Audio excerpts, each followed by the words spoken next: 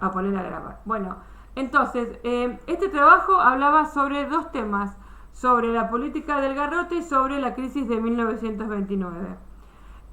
La política del garrote es una... A ver si hay alguien más que quiera entrar, esperen, porque hay gente queriendo entrar, sí. Hoy somos un montón. ¿Qué pasó? Que se cierra el cuatrimestre, entonces estamos todos medios apuretis. A ver, bueno, vamos a empezar con la explicación del trabajo práctico número 4 que les decía, que hablaba sobre la política del garrote y sobre la crisis de 1929.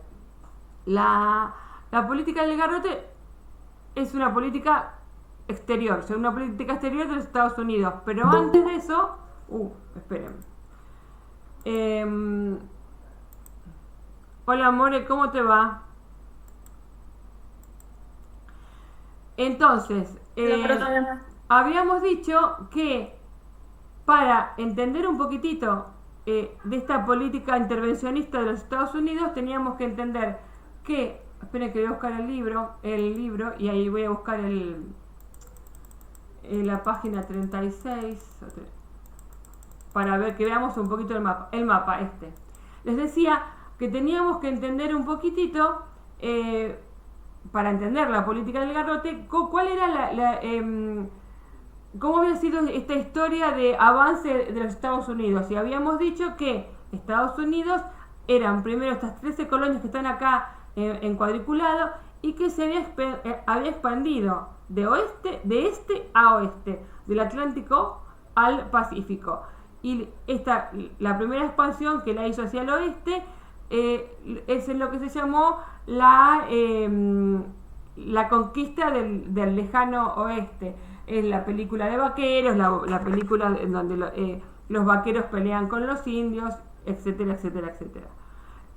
Y después hizo una expansión hacia el sur y tuvo una guerra con México. Esa guerra con México le valió que ganara 2 millones de kilómetros cuadrados en lo que sería la frontera sur de Estados Unidos y obviamente el norte de México. La guerra la perdió México, la ganó Estados Unidos y se incorporaron varios territorios de lo que es hoy el actual Norteamérica, que era en su momento territorio mexicano.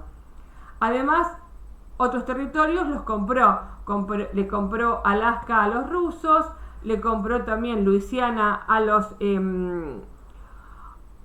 los franceses y además intentó comprarle Cuba a los norteamericanos, a los españoles. Los españoles no se le vendieron, entonces Estados Unidos estuvo involucrada en la independencia cubana y en 1898 lograron que Cuba se independice, obviamente con la ayuda de los capitales norteamericanos. Y a partir de ahí también estuvo involucrada en lograr la independencia de todas estas pequeñas repúblicas de Centroamérica, que en su momento habían sido colonia española. ¿Por qué nombramos Cuba? Porque una de las preguntas va a hablar de la enmienda Platt y cómo interviene Estados Unidos dentro de la política cubana. Y además, el año que viene, cuando vean la Revolución Cubana, se tienen que acordar de esta parte del trabajo que habla sobre el intervencionismo norteamericano en el continente.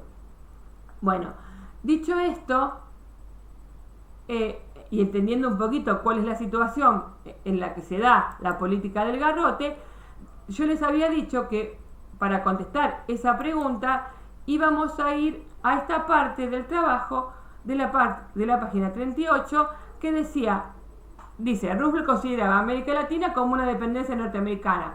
Creía que los pueblos de estas desdichadas repúblicas no estaban preparados para autogobernarse y que necesitaban la guía de una nación fuerte. Además, estaba dispuesto a impedir las intromisiones europeas en los países latinoamericanos. Entonces, con esta parte de acá, yo voy a contestar la pregunta 1. ¿Estamos? Los que no lo vieron nunca, por favor, sáquenle una foto y entienden que acá tiene la respuesta de la 1. Vamos Perdón por repetir para los que ya lo vieron, pero bueno, hay muchos compañeros hoy y entonces vamos a tratar de que la mayoría, ¿ninguno más se quiso venir? No, ninguno más. Bueno, vamos a tratar de que la mayoría pueda contestar este trabajo práctico 4. La 2. ¿Podrías explicar la frase América para los americanos y a qué se refiere con destino manifiesto? Volvemos al libro. Cuando hablan de América para los americanos, está relacionado con lo que recién les dije, que tenía que ver con que Estados Unidos no quería saber absolutamente nada de que Europa se entrometiera en los asuntos de lo que ellos consideraban América.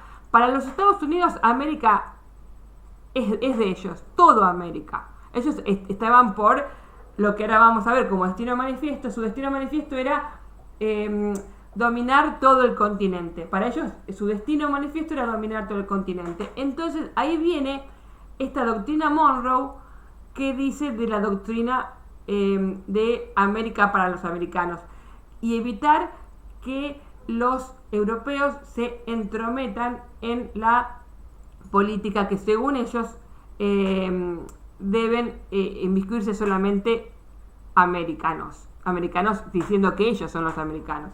Entonces, acá tenemos América para los americanos, fue dicho en la doctrina Monroe, que está acá, sáquenle foto a esto, pero miren, acá en violeta tienen la doctrina Monroe y América para los americanos. ¿Estamos?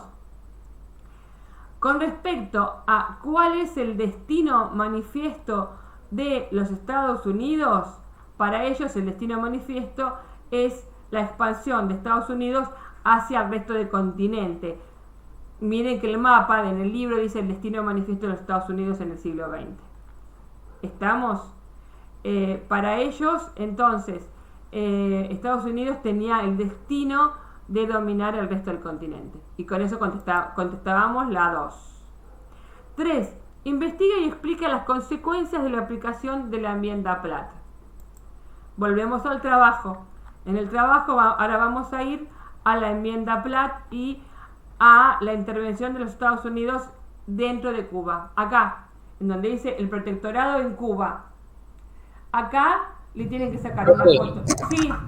Ese mapa no está en nuestro trabajo, ¿no? En el trabajo que vos mandaste al grupo. No, ese mapa está solamente en el libro, pero como ustedes algunos bajaron el PDF y otros no, se los estoy mostrando para que ustedes puedan verlo cuando quieran volver a ver el video de la explicación de la clase cuando estén haciendo el trabajo. Dale. Está solamente en el PDF que dice Historia 4 que yo les mandé alguna vez. ¿Estamos? Y todo esto que están viendo ahora, que yo les pongo, voy a ir al libro, es el libro que se llama Historia 4. En el libro Historia 4 tienen absolutamente todos los temas que se vieron y que se van a ver durante el año. Si ustedes tienen algún trabajo atrasado, si ustedes tienen algún tema que les quedó flojo, les quedó sin entender, no me lo preguntaron a mí, o se olvidaron y les quedó algo incompleto, van al libro de Maypué, Historia 4, van al índice y van a encontrar todos los temas ahí. ¿Me entendieron?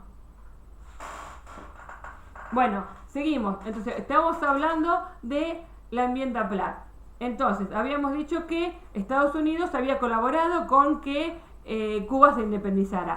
Pero impuso, como obviamente puso plata para que eso pasara y lograr la independencia de Cuba. Esperen que me parece que alguien más quiere entrar, no, nadie más. Lograron que cuando Cuba se independiza y se sanciona la Constitución, lograron incorporar esta enmienda que dice acá, en 1902, Cuba debió aceptar la incorporación en su Constitución de un documento elaborado por el senador Platt en el texto conocido como enmienda Platt, que establecía, por un lado, el derecho de Estados Unidos a intervenir en Cuba para la preservación de la independencia cubana y el mantenimiento de un gobierno adecuado. Por otro lado, dejaba asentado que todos los actos realizados por Estados Unidos durante el periodo de ocupación militar que duró 4 años serían considerados válidos, es decir, no serían cuestionados.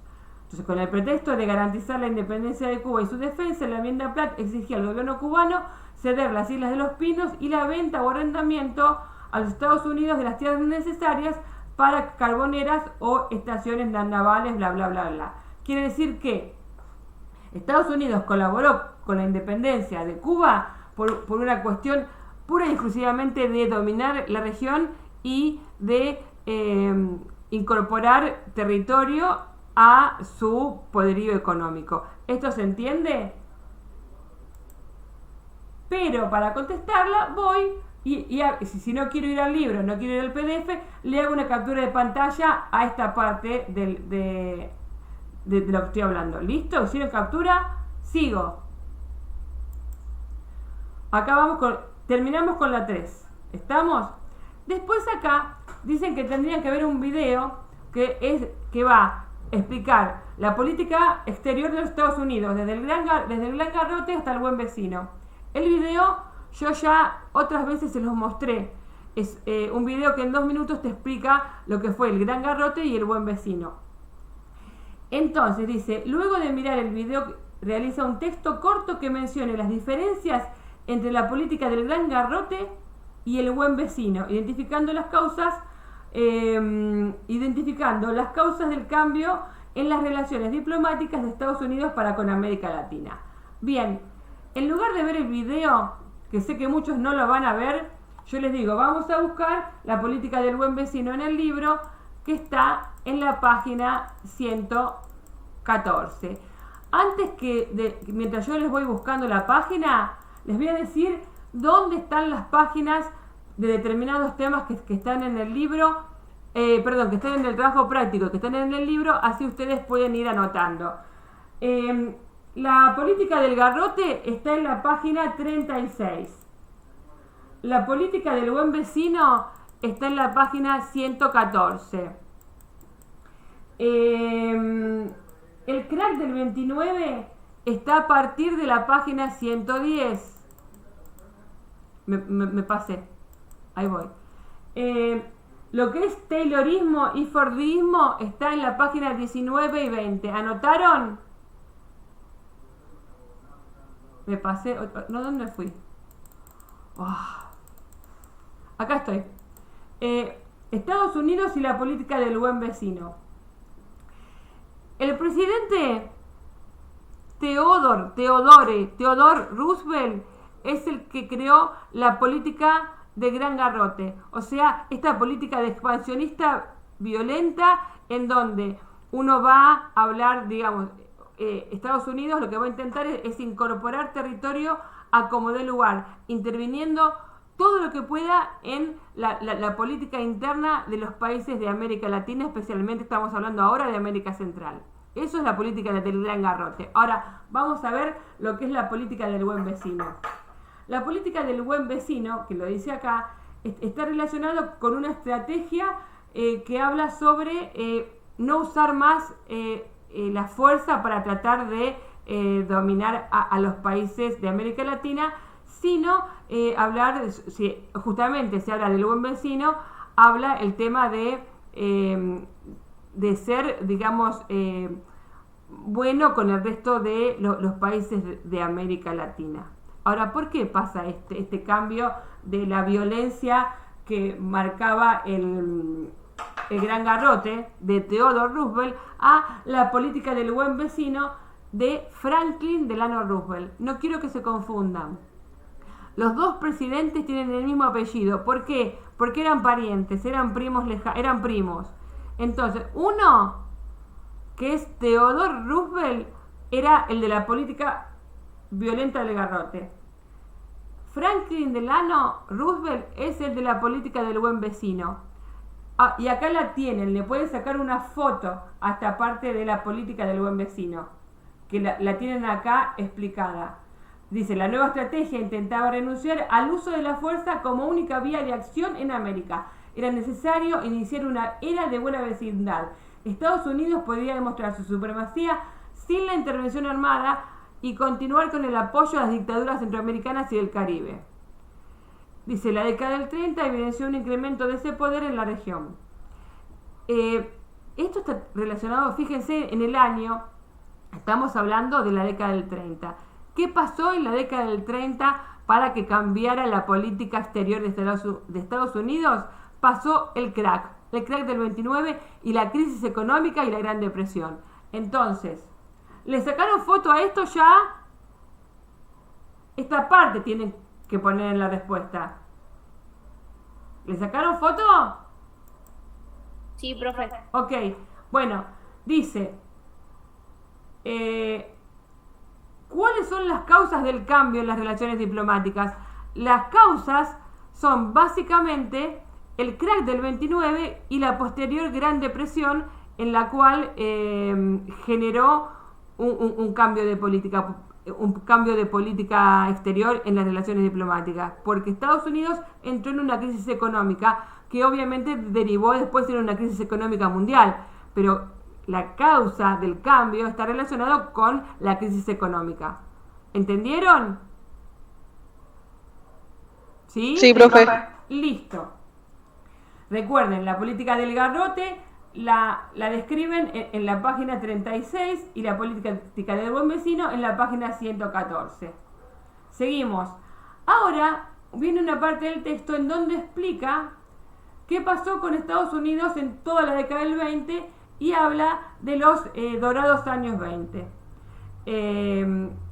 Toda esta parte explica esto. Y dice, y acá tenemos un video, que a ver si lo puse o no lo puse, ahora me fijo.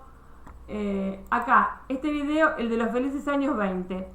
Los que estuvieron en la clase pasada, yo les dije que para contestar, voy a la pregunta otra vez, que para contestar la pregunta 5, deberían haber visto el video o deberían ir a ver el video. Honestamente, ¿cuántos vieron el video de los dorados años 20? Díganme sí o no, así seguimos. Díganme, no lo vimos, profe. ¿Alguien lo vio? No, profe, yo no. Ok, no lo vio nadie. Entonces, como yo sabía que iba a pasar esto, y no tenemos otra clase para que yo les diga, bueno chicos, o lo ven, y se conectan solamente los que lo ven, por esta vez les voy a dar una mano y voy a más o menos describir los otros rasgos de cambios que están en el video que ustedes no vieron. Por empezar, el video habla de que Estados Unidos fue quien más se benefició tras el final de la Primera Guerra Mundial, como primer punto. Entonces, segundo punto, eso hizo que se convirtiera en el acreedor más grande de toda Europa. ¿Qué significa acreedor? Es aquel que le presta plata a otro. Entonces, los otros le deben y él se convierte en acreedor. Quiero decir, Estados Unidos económicamente le está yendo bien y le presta plata a Europa. Esa es otra característica. Otro rasgo, otra característica de los dorados años 20 es que se genera el llamado consumo de masas. O sea, la gente no solamente rica ahora va a empezar a consumir cosas, sino que a través de sacar las cosas a crédito, o sea, sacar un préstamo para pagar bienes de consumo, la gente va a empezar a consumir cosas que antes eran solamente privilegio de la clase más acomodada. El ejemplo más claro de este consumo de masas va a ser el automóvil. El automóvil, que obviamente es un producto de lujo, una de las fábricas más famosas de automóviles, la más reconocida y la que vamos a ver en un ratito cuando veamos Fordismo, es la fábrica Ford. La fábrica Ford, su dueño Henry Ford tuvo la idea de decir que cada empleado de su empresa debería poder conducir un Ford y generó un auto de menor valor económico que se llamó el Ford T. Entonces, él tenía la idea de que se hiciera un auto para cada persona y eso se dio a conocer como consumo de masas. Para eso Henry Ford va a generar un sistema de trabajo que vamos a llamar Fordismo, que ya lo vamos a ver en otras preguntas. Después estamos todavía con los rasgos de propios de los años dorados 20 en Estados Unidos, con las 5. Después de eso, también tenemos que decir que otra industria que se fue expandiendo fue la industria de la construcción. El uso de barras de hierro para construir grandes edificios y el surgimiento de los ascensores que permitió que se pudieran construir los grandes rascacielos. Esperen un cachito, chicos, que tengo que ver si hay alguno de ustedes que se quiere unir y no se puede unir. Esperen, un segundito que voy a mirar acá.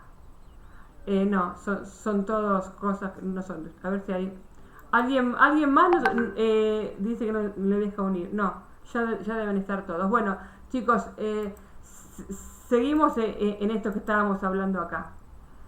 Me había quedado en la construcción de grandes rascacielos y además el tema de la expansión del automóvil más económico hizo que la gente no estuviera obligada a vivir en las ciudades, sino que se pudiera ir a construir su casa a un suburbio en donde le fuera más económica y pudiera adquirir su casa más económica, porque podía viajar de la ciudad donde trabajaba a los suburbios donde iba a vivir.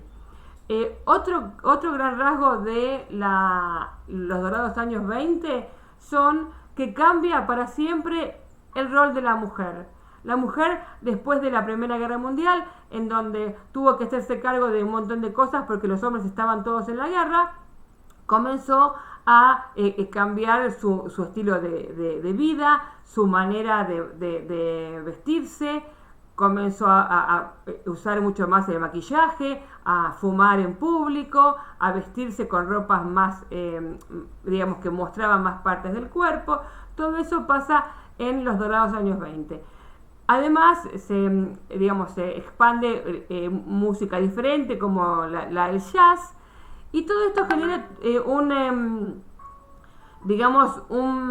un clima también, digamos, de una respuesta de los sectores más conservadores de la sociedad, que decían que todo esto que estaba pasando era como como una situación de inmoralidad que se estaba expandiendo por los Estados Unidos, donde las mujeres eran muy liberales, donde todo esto generaba vicios, y comenzó a haber una idea bastante conservadora, y ahí vuelve otra vez a tener vigencia un grupo que se había creado para combatir especialmente, es un grupo racista que se llama Ku Klux Klan. Esperen que se los voy a escribir acá en un Word cualquiera para que ustedes lo puedan ver.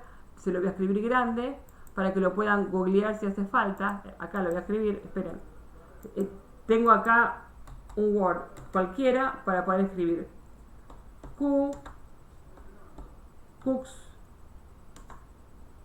Klan, todo con K de kilo. Esperen que se lo pongo más grande. ¿Lo ven? Ku Klux Klan. Para que los ubiquen, estos son...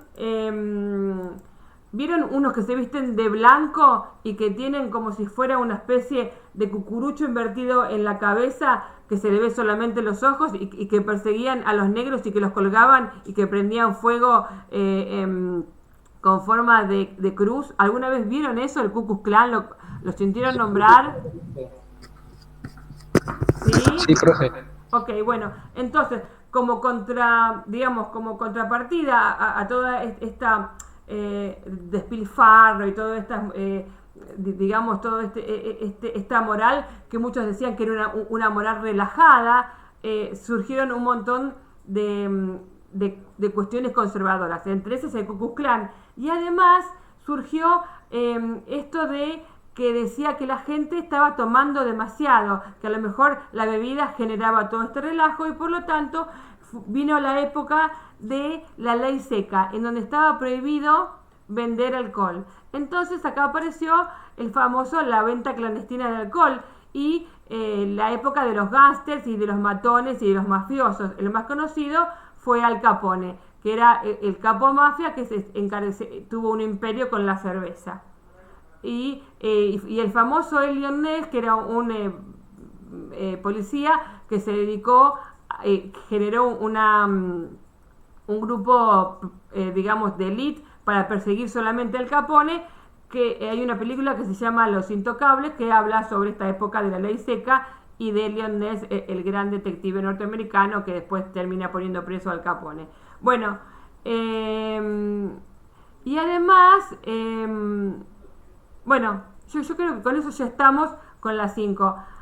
No sé si habrán podido tomar nota de todo esto, pero bueno, volverán a ver el video nuevamente cuando lo subo al grupo.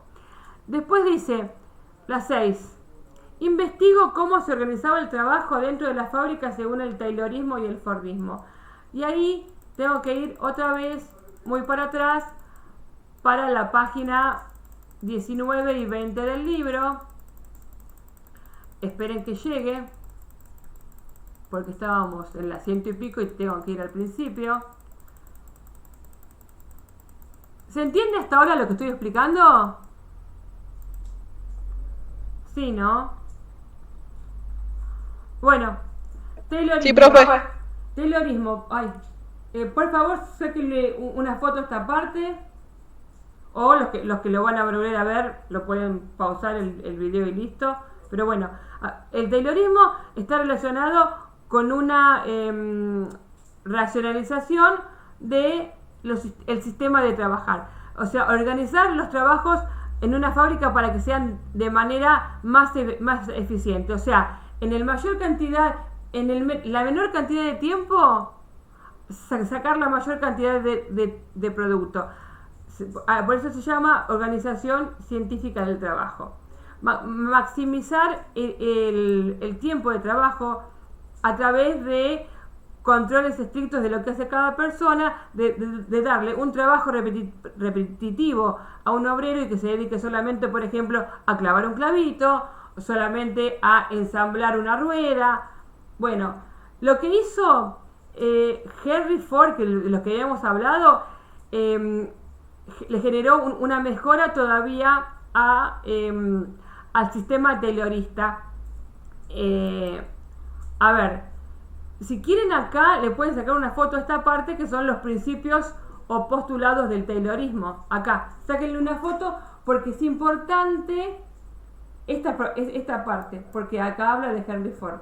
Fíjense, el último postulado, que es la taylorización de la producción, tuvo lugar en Estados Unidos durante la década del 20, fue adoptada y desarrollada por Henry Ford en su compañía automotriz, donde la introducción de la cinta transportadora y la cadena de montaje significaron una importante innovación empresarial conocida como Fordismo.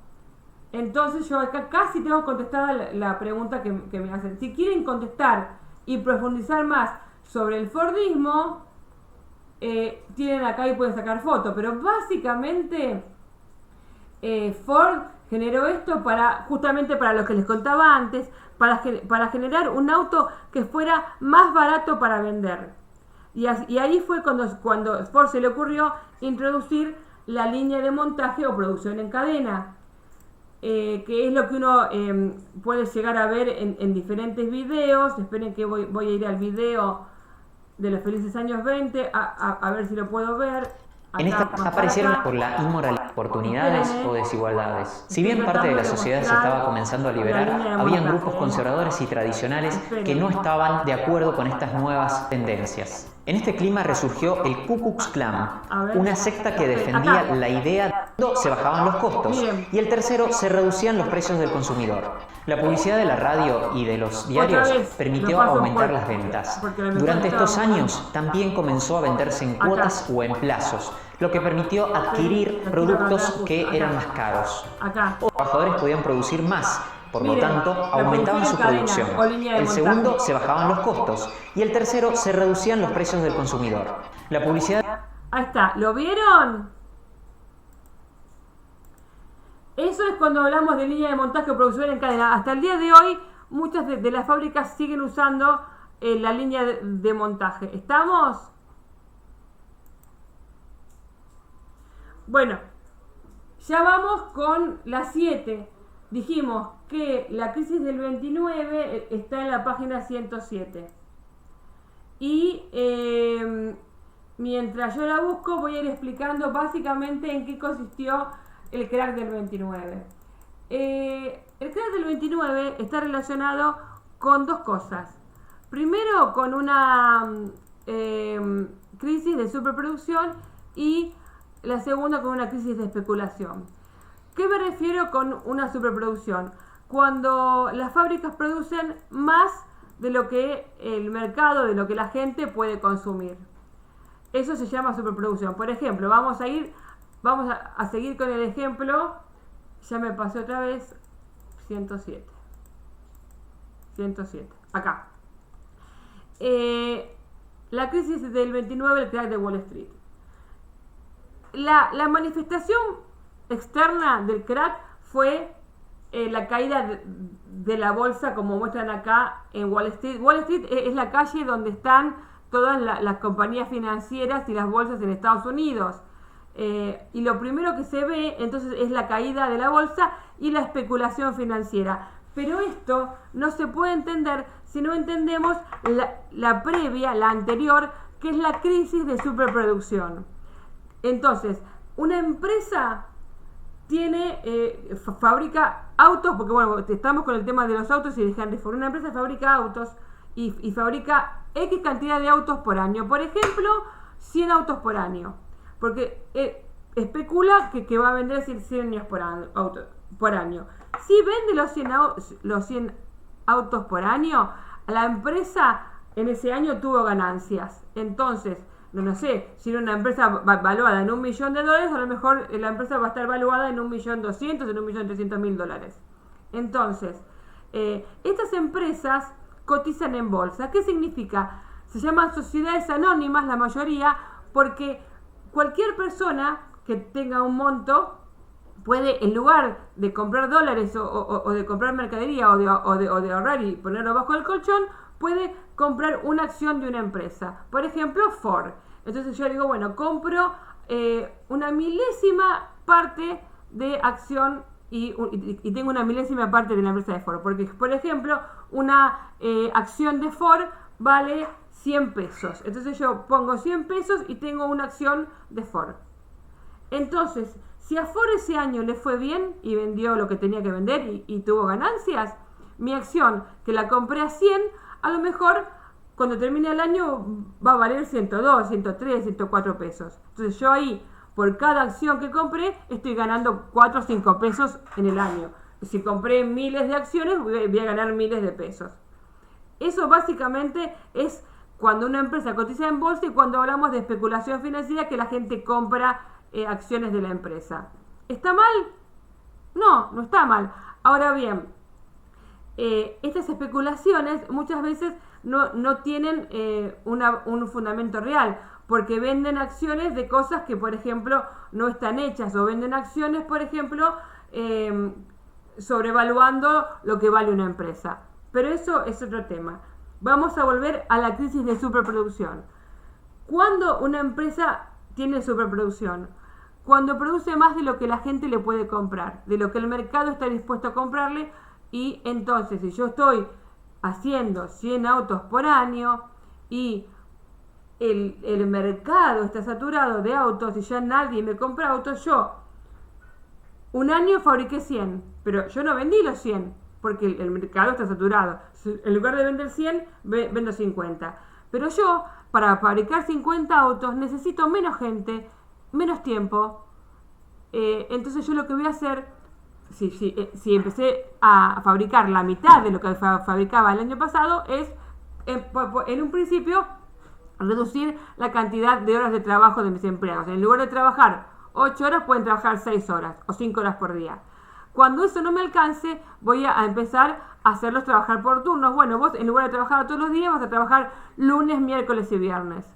Cuando eso no me alcance, voy a empezar a despedir empleados. Entonces, ese empleado desempleado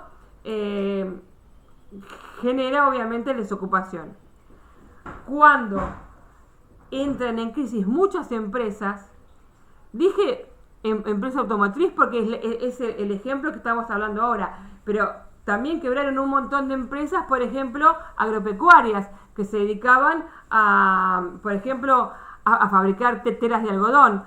a partir de la década del 20 comienzan a haber telas sintéticas como el nylon que van a reemplazar al algodón y por lo tanto va a haber una crisis en la industria agropecuaria. Y empresas agrícolas que cotizaban en bolsa van a empezar a tener pérdidas y por lo tanto las acciones van a valer menos y por lo tanto la gente va a querer vender esas acciones.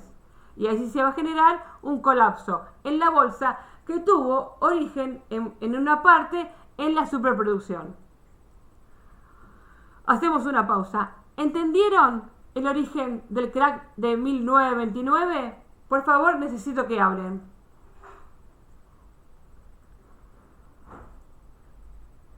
Sí, profe. ¿Sí? Si quieren hacer una síntesis, van a la página 107 y tienen acá el crack de Wall Street. ¿Lo ven? Sí, profe. Ok. ¿Esas hojas dónde están? ¿Esto dónde está? Está en el PDF que yo les mandé, Historia 4. Si no lo tienen... ¿A dónde está el PDF, profe? ¿El PDF no está en el grupo de cuarto quinta? Sí, pero no lo vi. Bueno, hagamos una cosa. Ahora que cierro la clase, lo vuelvo a subir y lo toman de ahí. ¿Estamos? Sí, y ahí están esas hojas. Sí, es importante que tengan el PDF, no solamente por este trabajo, por los anteriores y por los que vendrán. Sí, pasa que no lo vi, profe. Bueno, no importa, yo ahora lo vuelvo a subir. De todas maneras, pueden hacerle captura de pantalla a esta parte. Yo siempre estoy dejando espacio para que ustedes le puedan hacer una captura de pantalla. Ahí está la respuesta. Claro. ¿De cuál? De la pregunta. Vieron que cuando yo les digo la pregunta, les digo, bueno, acá está la respuesta de, bueno, acá, donde habla de las 7, profundiza el desarrollo, el desenlace y las consecuencias de la crisis de 1929. Vamos. Acá tenemos el inicio del crack del 29, que yo lo expliqué recién para que ustedes lo entiendan, porque acá en el texto gracias. está bien.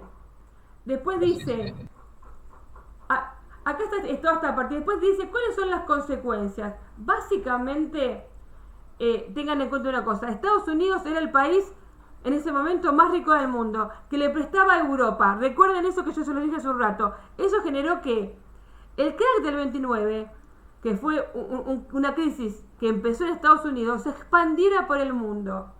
¿Está?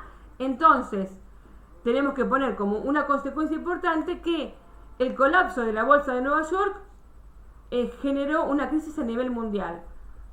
Siguen acá leyendo, igual háblame que dice, luego del colapso de la bolsa siguió quiebras de banco y los agricultores que se endeudaron y que perdieron sus tierras. Todo esto tiene que ver con la parte que está hablando de desarrollo y después del desenlace. ¿Estamos? Todo eso se hace con esto. Una gran consecuencia fue la generalización del desempleo. ¿Estamos? Acá. Y obviamente, como la crisis empezó en el país económicamente más vital, generó una crisis que llegó a Europa y a América Latina, debido a los lazos económicos y financieros que tenía Estados Unidos en el mundo. ¿Estamos? Ahora bien, acá también tenemos un título que habla de las consecuencias, que le podemos sacar foto, si quieren. Acá tenemos la página 108. ¿Ven? Consecuencias de la Gran Depresión. ¿Seguimos? Porque después, en la 8, habla de que en qué consistió el New Deal. El presidente me fui del libro, perdón. El presidente norteamericano, Franklin Delano Roosevelt, aquel de la política del buen vecino. ¿Se acuerdan que hablábamos de la política del buen vecino y dijimos que estaba relacionada con la crisis económica que había sufrido Estados Unidos? Esta crisis económica. ¿Ahí les cierra lo que les dije hace un ratito? ¿Sí? Bueno, entonces, el paquete de medidas que toma el presidente Roosevelt para tratar de mejorar y salir de la crisis de Estados Unidos se llamó New Deal, que en castellano significa nuevo trato. Y vamos a ver en qué, ay, se me fue, en qué consistió estas medidas de el New Deal, que las tenemos acá, página 110. Saquen foto.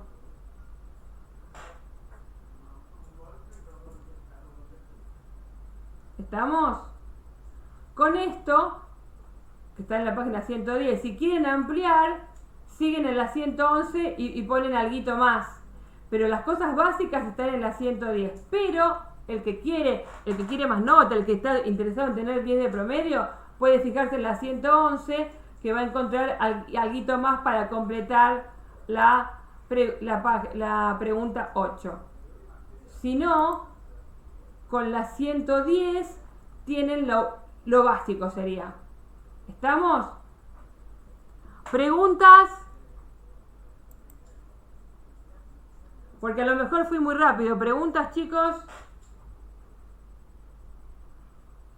Ninguna, profe. Yo sé que acá hay gente que esto lo ve como figurita repetida porque ya lo hablé en la clase pasada.